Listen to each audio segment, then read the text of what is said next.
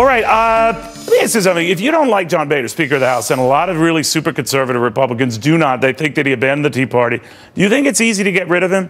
What I told you, if you want to get rid of a speaker, it takes not only a majority of Republicans to do that, but between sessions of Congress, it takes a majority of the entire House, Democrats and Republicans. So that got me thinking, it happens sometimes. What was Republican Congressman Meadows thinking when he recommended that the speaker should go?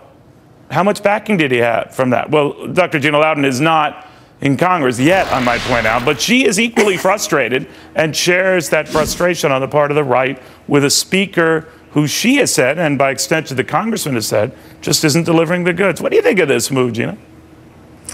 You know, this is what you can know of the GOP elite politics happening in D.C. Just having, you know, the fact that I am a state senator's wife, former state senator's wife, I can tell you that you don't take a move like this lightly. What Meadows did is extremely courageous.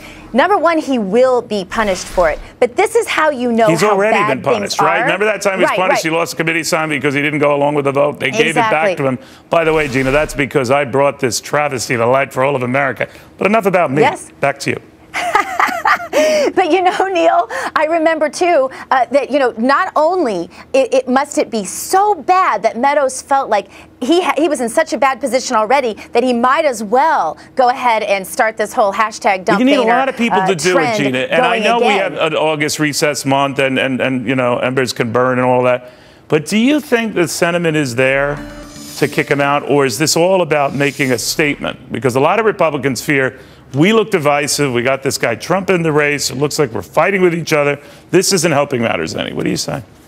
Oh, I think that the GOP was in cardiac arrest, and that Trump and his candidacy and the speaking out that's finally happening from people like Meadows and Ted Cruz and others, and Mike Huckabee and others, is exactly what has resuscitated what was essentially a dead body of the GOP. So I completely disagree with that. I'm glad they're speaking out. I hope they keep fighting, Neil, because they were elected to do this. And if the Republicans don't make some sort of progress, use some sort of leverage, try to oppose something legitimately that Obama is doing, I don't see how they win in 2016. So I think it's brilliant.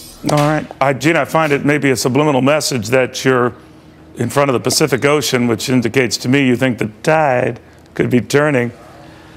I do. And yeah, absolutely. Yep. The tide could be turning. Okay, well, I just added that there. It's a gimme. It's basic cable.